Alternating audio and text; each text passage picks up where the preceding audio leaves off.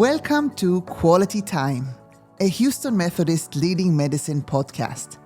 I'm your host, Dr. Schaal, a clinician scientist and a retina specialist, and I serve as the Chief Physician Executive of Houston Methodist, located in the world-renowned Texas Medical Center. I passionately believe that quality is the heart of healthcare, and a commitment to quality is essential for every healthcare system. Join us each month as we discuss the latest advancement in quality in healthcare with clinicians, researchers, physicians, industry experts, and thought leaders who are as passionate as I am.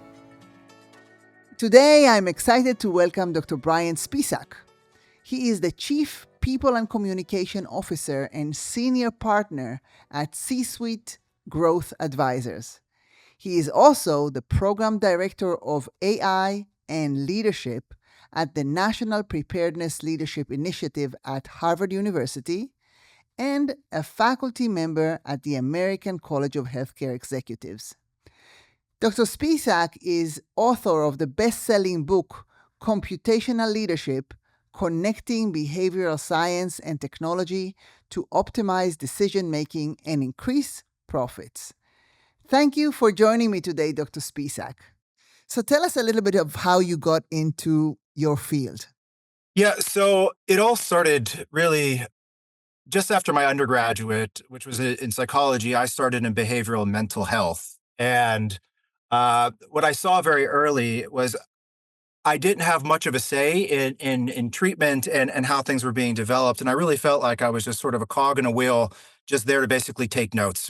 And that's all I was doing. And so that really, on top of that, dealing with difficult patients sometimes very much led to stress and a sense of burnout. And that's really all I needed to push me to go back to do my PhD. And I've been wanting to do my PhD literally in my high school yearbook. My last words were, I'm going to get my PhD in psychology. So that's what I did. I particularly wanted to work with one particular individual. So I moved to the UK about halfway through. He accepted a position in Amsterdam. So that's why I moved to Amsterdam. All the while, I was looking and I've always been interested in human behavior and trying to understand, say, how we operate in organizations, things like motivation and burnout, and what can leaders do about it. And that's always been connected with a strong interest in technology. How can we scale solutions with technology? So from the early days, I was looking at how can we use technologies like face recognition technology and face perception technology, looking at how can we use machine learning to handle large amounts of data to make more accurate predictions. How can we use technology like agent-based modeling to better simulate human behavior at scale?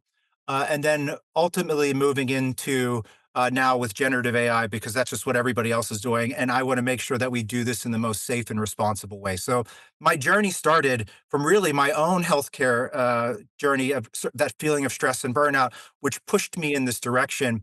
And I've always then been thinking about how can we use this technology to improve outcomes for employees, and what is the psychology to understand that and the data, and then ultimately how does that improve patient outcomes. So yeah. I love it that you moved from your own story, your own personal experience, and then into really research and finding solutions to help others. And I was thinking as you were talking about my own evolution in healthcare and how I moved from a physician taking care of patients using, handwritten notes that nobody else could read but me, into really adopting electronic healthcare records like everybody else in this country, at least in the United States.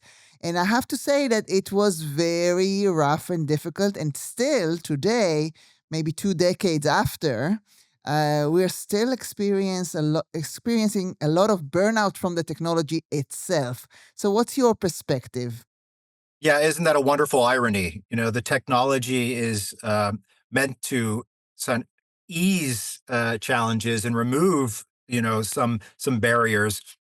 And in fact, they add them. And I think as a sort of foreshadowing what's coming with this emerging AI technology, say in the Gen AI space, we run into a similar ironic problem where a lot of this might actually add. So that was my concern. And I think this is why I've looked at the intersection of proven social science, data, and technology, and how to bring that together seamlessly to improve outcomes. And I think there's a problem there is it was being developed, like say the EMR, by engineers, but maybe not understanding the journey that it takes from coming up with an idea, developing a solution, and then actually having people use it in an effective way. And there's a journey that you need to map out when you're doing that. And I fear that journey was maybe rushed So, and so I it think wasn't fully thought out. one thing that comes to mind is that really who is the customer? Who Yes. this electronic healthcare record, was it built for the user who is a physician? Was it built for the patient, or was it built for billing services, or maybe it was built for other purposes? Talk a little bit about that. Yeah. When we design solutions, who are we designing for? So this is a lot of the work that I do now in my new role as senior partner at Csuite Growth Advisors. And I've been doing this before as an independent consultant for many, many years, is trying to guide people that are developing solutions in an effective way. And sometimes we forget to develop for the user and for the stakeholders, and we develop for whomever is going to purchase the product. And we're trying to show that we're ticking all the boxes and there's going to be this ROI. And I just was on a call with an early stage startup yesterday, and he asked me a question. He said, "What's one thing that I shouldn't do?" And I said, "Don't lose sight of your users, of your real stakeholders. Don't just build this for the people you're trying to sell it to. Those are sometimes two very different groups. The decision maker, say at the C-suite, is one thing, but at the same time, cannot lose sight of we're developing it for those stakeholders, for the clinician, for instance, and also so that it improves the outcome for the patient. In the rapid pace to develop quickly and get to market, we sometimes forget that we're not just developing for the people that are purchasing. We have to develop for the actual user. So tell us about, psychology of human beings. Why is it so difficult for us to change? And what can we do to make change easier for us, for our organizations, for anyone? So the big thing I see, and this is why I went back and dedicated my life for many years to really dive deeply into the science of it. We tend to take an intuitive approach when it comes to human behavior as leaders, um, which is not necessarily bad. It's a good enough approach, but when we really want to lead at scale, we need to understand the science of, say, what motivates people. And there's a mountain of science, applied research out there to be used. The same thing about stress and burnout. We need to define it clearly, and we need to then be able to understand the mechanics of what creates stress, what leads to burnout. This is something that we tend not to do, and that's what I'm really on a mission to do, is to bring the science of it. I look at it like I'm a doctor, not a medical doctor, an organizational psychologist, but I'm doing this same thing that a medical doctor will do in terms of diagnosing an issue, just that I'm doing it at the organizational level.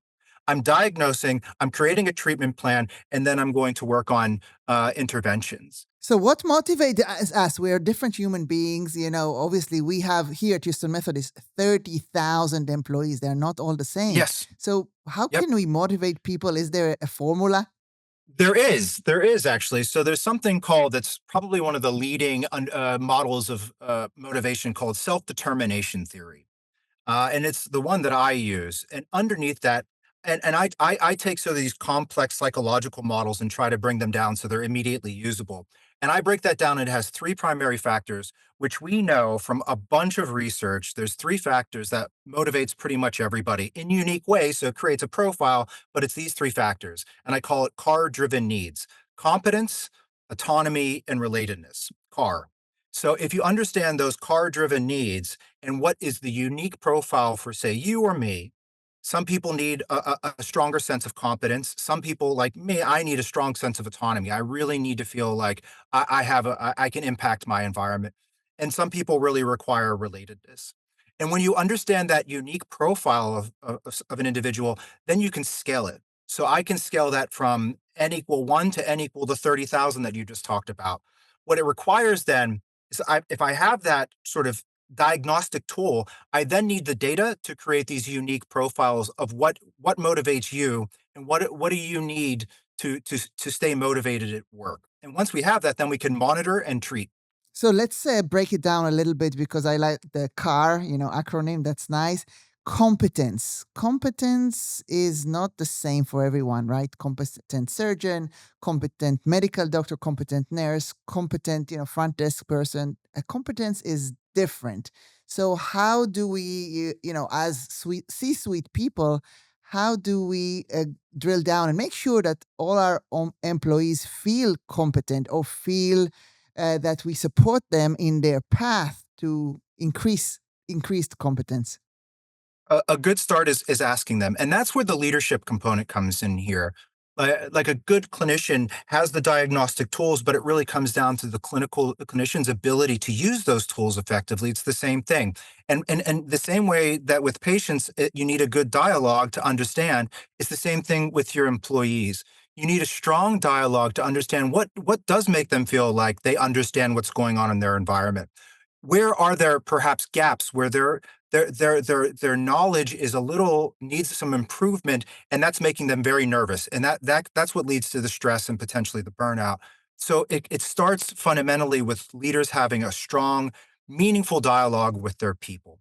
In gaps in knowledge, in healthcare, we know new things and treatments are evolving very, very fast and actually getting faster. We all lived this during the pandemic where, we had a virus we didn't know anything about. And then to the creation of vaccines and treatments and, the way that we did things in healthcare changed so much and so rapidly. And so the gaps in knowledge, the way to address that is through programs, is through mentorship. How do we do that? Again, that's where the leadership comes in. It has to be personalized for individuals. Some people like to learn at their own pace in a sort of more passive way. Some people want to attend courses and do it in a more active way. Uh, uh, this this is where leaders. It's now time for leaders to step up because things are picking up pace. There's a lot of complexity. There's a lot of unknown and unknown unknowns, and the only way we can kind of keep pace with that is first establishing a deep understanding of our people and our processes. I have this motto that I live by: leadership first, tech last. We have to understand our people and our processes before we get to the technology. So, by having that dialogue and by understanding the unique way that we can serve our people, we can then say, what resources do we have to create a unique treatment plan for my people to keep them as healthy as possible in a proactive way, rather than the reactive approach that we try to avoid. But So again, it just comes back to yeah. So dialogue. just throwing tech at people can paradoxically increase the stress rather than relieve EMRs, EMR. EMR, right? I mean, the medical, it's that exactly. It was throw the tech without trying to understand what are the real needs of people and how do I build this technology around my people so that it's still people centered. And that's where we need this leadership first, tech last approach with all this emerging technology we have coming now. So competence is one. Autonomy. Autonomy, as we hire physicians, and I'm the CEO of our Houston Methodist Physician Organization, and people who work for the physician organization, they are employees and they are physicians, and I mean, the executive team, we try to standardize things, make it fair, make sure that we have a return on investment according to how much, we pay our physicians and how much they bring in. So we don't bankrupt, and yet we serve our patients, want to make sure that we have high quality. But that really takes away autonomy because these physicians do not operate as an individual in their own clinic. They are really part of a larger organization. And so you're saying that according to the self-determination theory, we're actually taking away autonomy. What can we do to mitigate that? But here's simple things. Reduce the number of button clicks to get, a medication or something ordered, right? So by bogging people down with paperwork and button clicks and things like this, the more we can automate in that sense, the more we can just allow clinicians to apply their competence and get out of the way. So as much as leaders can, a good leader also knows when to get out of the way. And if we can automate things to get out of people's way, that can increase that sense of autonomy. Now, when you're talking scale like you're talking about, that's not always possible because we do need to standardize for quality and everything else. So we can compensate, and we'll get to that next factor in a minute, with the sense of relatedness, right? But again, it comes back to having that dialogue with your people. And then there's also a whole battery of tests so you can understand where people's need for competence really is, where people's need for autonomy is. And then you can actually quantify that so you know where you're starting at your baseline and where you need to go. But before all of that, and I don't want to get into all the tests, it's first about establishing dialogue as leaders being leaders and doing what they do best. Uh-huh. And then the relatedness, what does that mean? That means more than a pizza party, right? So bringing people together and creating a sense of relatedness is more than a pizza party, and it's more than a wellness app. It's about creating a sense of community that we're all contributing, no matter where you are in the hierarchy, to patient outcomes. I don't care if you're a janitor or if you're way up in the C-suite. We're all contributing to this one outcome, which is our patients, our people. And if we can create that narrative so that we understand that we're all part of a community and a sense of community, right? So pizza parties, for instance, can counterintuitively decrease that and increase a sense of social isolation. So you can bring people together, but that counterintuitively can make people feel very apart if they don't feel like they're connected to each other. Then it's right in their face that we're not connected. So you don't need that. You need to find clever ways that are unique to your group to create that sense of community, but it must revolve around this narrative that we're all contributing to this greater good. And I know 99.9% of people in healthcare, they fundamentally know that. They wouldn't have gotten healthcare in the first place. That's what got me into it, seeing an opportunity to help. And when I felt like I was a cog in a wheel, not able to actually contribute to treatment the way I thought I could, that's when I lost that sense of relatedness. And that's when I moved and I looked for a group that invited me. And that's where the academic community did for many years, while I was doing my PhD. So that's what we need, that sense of community. So it's interesting as I'm hearing you talk. I'm thinking, we need more of our physicians in our in our committees that really look at our operations in a grand scale and get more input of physicians. It's hard to Yes. do, but we need to encourage that, and we need to have these physicians really lead their own communities because Houston is enormous. Yeah, but the more you get them involved, then you tick all three boxes, right? Because then you're allowing them to exercise their competence. They're feeling like they're contributing, so they have a sense of autonomy, and they're also contributing to the greater good. So they're also getting that sense of relatedness. So by involving more people, I know that can sometimes slow down decision-making processes, though with emerging technology, we have workarounds with that. But by the more people you can involve in that kind of way, the more you're going to create people that are more embedded and committed to the organization. So, let's talk a little bit about Gen I. Everybody's talking about it. First of all, what is it and how can we use it for our benefit? I know that there are many kind of dark, gloomy predictions over there, out there, if you want to read them. But then how really can it help us in healthcare? So I try to be as balanced with generative AI as I can. So just Gen AI basically is just what it says on the tin. It generates output, like relatively new, unique output, be it text, video, images, whatever. And I'm trying to stay balanced with it, but I'm not as bullish as some about it because of the issues that we have with hallucination, issues with reliability and accuracy of, say, documenting, summarizing documents, for instance. So for the document might say stop taking this medication, and it can hallucinate and say continue taking this medication. Just a small example. That's a real example that actually happened. Why does it So hallucinate, by the way? Why?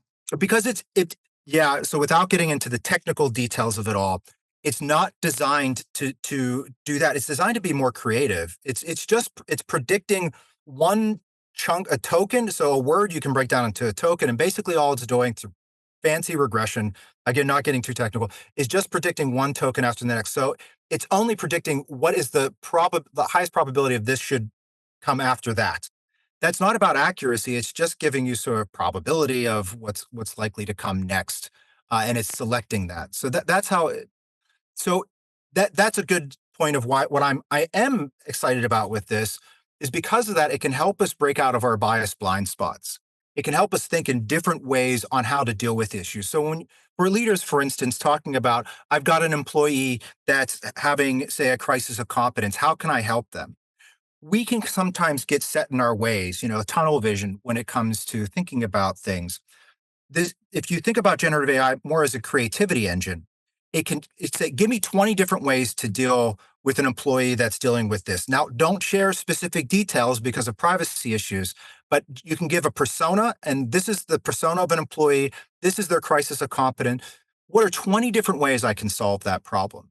And it'll give you some creative ways. So it can break us out of our biased blind spots as leaders. There's where I'm a bit more excited about this technology rather than what I know in healthcare everybody's talking about with documentation and ambient intelligence, which can be good as long as then doctors don't take their hands off the wheel. I think that's so that could also add to more oversight and more button clicking rather than less button clicking, because then you go from developing the document to editing documents, which can actually be more time consuming So than it's less. interesting when I think about quality in general, it's more about standardizations, following guidelines, following Yep. protocols, being the same, less about being creative. Maybe creativity, you talked about Gen AI as being this creativity engine.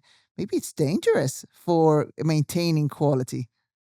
Well, it depends on what you mean by quality then too. If we're all talking about quality of leadership and an ability to serve our people, it can be used, like I said, in that example where employees having a crisis of competence. How can I help them? And it can give us different ways to approach that and create a plan of action that you can then that's a good starting point to engage with that employee.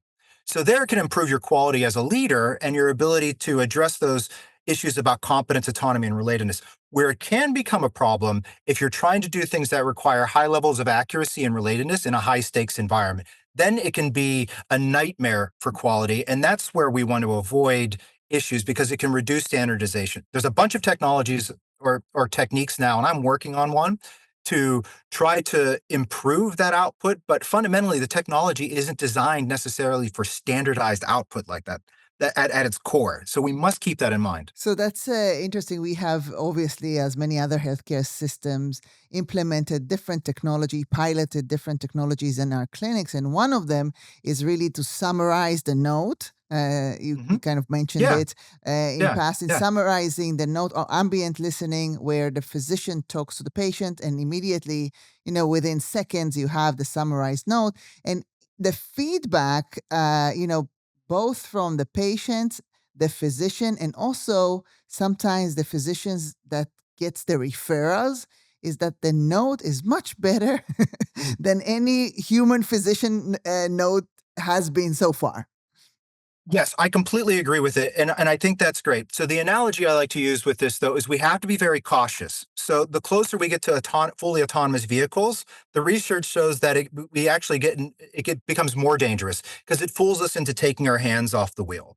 And it's the same thing here. Like we have to make sure we're still reviewing that note. We can't just assume that that note is going to be fully accurate and a fair and accurate representation of what was said, for instance. Or if it's a discharge document, we can't just assume. We have to go through. So we have to still be vigilant. I'm not saying it's bad technology. I think it can do a lot. Now, here's the second point to this too. Uh, there's also the leadership component. So say this does save 15, 20%, and say the clinician is always vigilant about making sure that it's accurate. Okay, we have a 10 to 15 to 20% time save. Now, here's the other problem.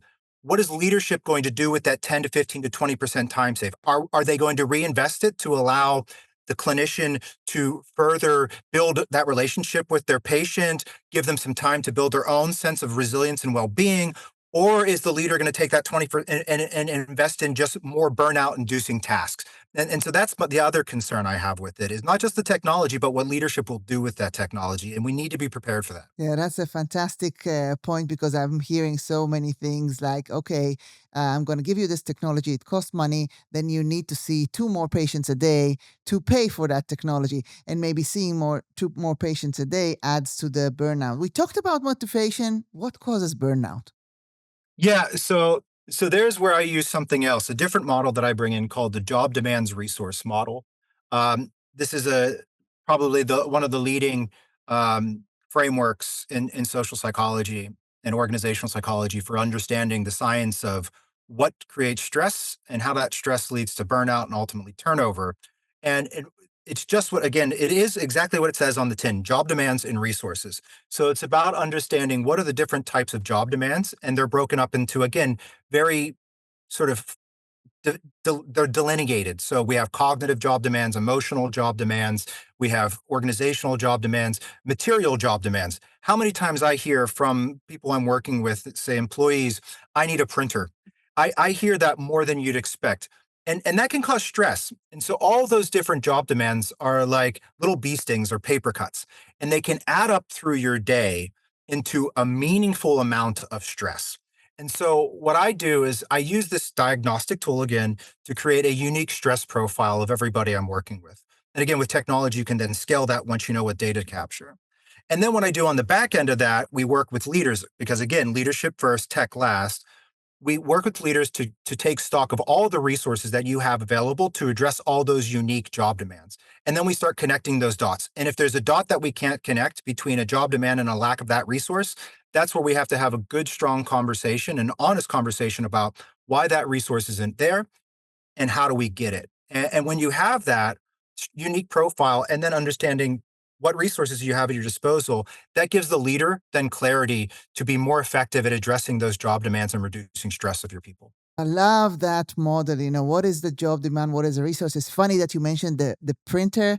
We went here at Houston Methodist on a Joy in Medicine tour. We called it a Jimmy tour, our Jimmy initiative, Joy in Medicine initiative, Jimmy.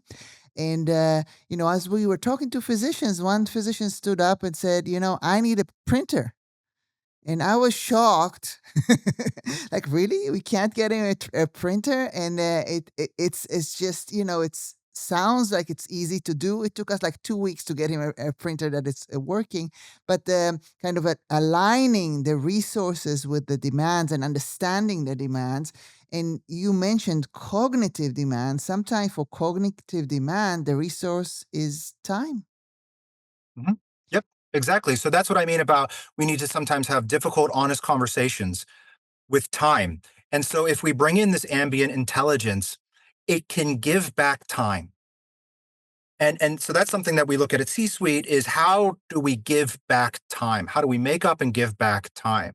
And if leaders don't realize that that's the resource that I need to give that physician, not just tack on 2 or 3 more patients, you're going to burn them out and then you're going to have to go and find somebody else. But again, it goes back to we have to take away an intuitive understanding of stress and burnout, and we have to bring in the science of stress and burnout. So we know the diagnostic tools, we know what the data supports. It gives the leader a map of understanding stress and a stock take of the resources that they have. And then you start seeing and you crunch the numbers, you see, wait a second, if I actually don't add on any more patients and I give them back time, I'm actually going to see a return on investment because I'm going to keep them happier and healthier, patient outcomes improve, and I don't have this massive cost and turnover. The printer one is a no-brainer. Turnover cost relative to a $500 printer or whatever it is. I don't have to have a PhD in mathematics to know that that one just makes sense. But the only way we know how to do that, and I think sometimes that's what happens in the leadership situation, is that we just don't know because we don't have those tools because we haven't incorporated that methodology. So that's where I come in and try to just bring that clarity. So tell us a little bit about your book. We have this new book, Computational Leadership, Connecting Behavioral Science and Technology to Optimize Decision Making and Increase Profits. Yeah. What's there in a nutshell, and why should I read it? Well, I'll tell you what it's not. It's not just a book filled with here's how you can use generative AI.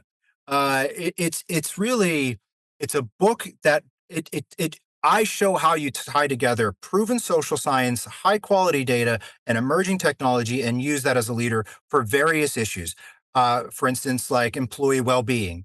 Is one chapter. Another chapter is sustainability. Another one is, say, hiring and retention and dealing with things like burnout that we've just talked about.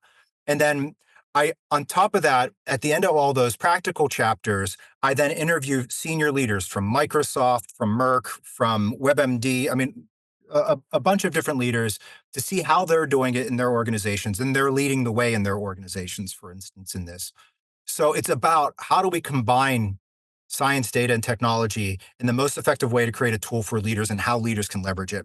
And then the second half of the book, it's how leaders can then use that thinking to create their own solutions with this computational leadership lens that blends that science, tech, and data seamlessly. So you talked about the fact that the computational side or the tech side is really a co-pilot where the human is still the pilot. And human in that case is the leader, but also the human is the employee, correct? You need human beings to be there and the tech to just help and make it easier. Has anybody solved that, burnout slash turnover crisis yet in healthcare? So I don't know if you'll ever solve it, especially in a place like healthcare. It's by its very nature as a crisis environment, high stress, always going to have that. What you are trying to do, and by the way, I'll say that clinicians are the most resilient people I know. They really, really are. And I hate when they it tends to get put back on like the clinician. Like, you need this wellness app and you need to learn, you need to take more mindfulness. I don't think that's the case in many ways. Clinicians are already super resilient, super, super resilient. A lot of the times it's a structural issue. And that's where the big problem is. That requires leadership. Then it's not about the individual clinician. It's about the organizational structure, the processes that are turning this into a meat grinder in an already high stress environment. So are there organizations in healthcare that are doing? Yes, but I think one of the reasons I've chosen to focus on healthcare is it needs the most work.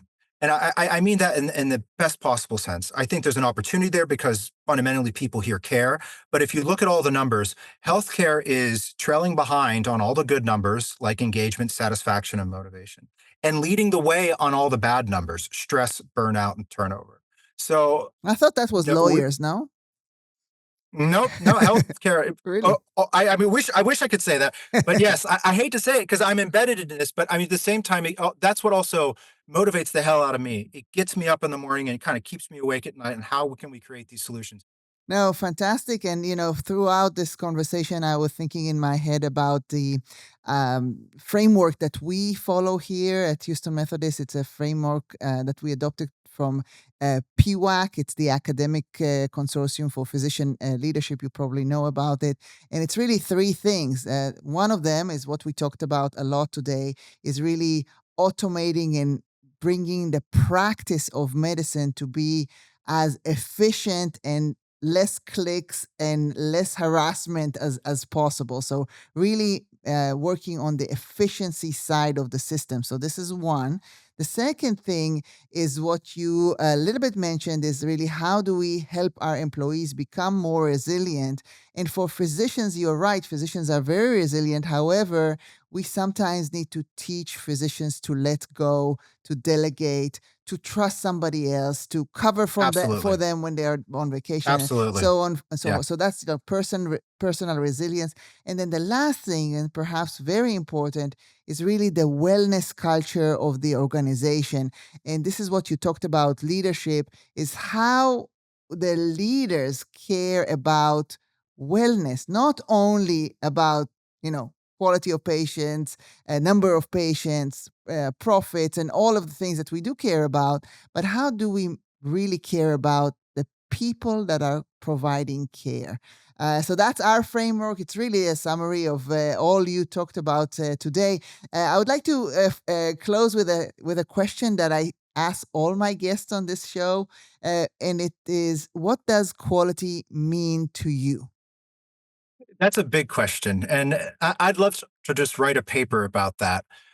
If I could be a little poetic about it, I would say for me, quality is systemic sense of wellness. So the wellness of our processes, the wellness of leadership, the wellness of our data, the wellness of our people, the wellness of our patients, and continuously focusing on that sense of wellness in a very systemic way. Again, from the very foundations of the data that we have, is it quality? Is it high quality? Is our data going to contribute to wellness? Is our processes contributing to wellness? Are our leaders contributing to wellness? Are our people contributing to wellness? And if we can do that in a systemic way and continuously focus on that and always work to improve, I think that's what quality means to me. Because at the end of the day, that's what we're trying to get, right? Our ultimate outcome is a sense of wellness, mind and body and soul. And if we can do that systemically, we have so much opportunity. Well, Dr. Brian Spisak, this was really a wonderful conversation. Thank you so much for being a guest on our show today. Thank you for having me. I really enjoyed this conversation. And thank you for listening. Quality Time is part of Houston Methodist Leading Medicine series of physician-led podcasts. So that you never miss an episode, subscribe to Quality Time.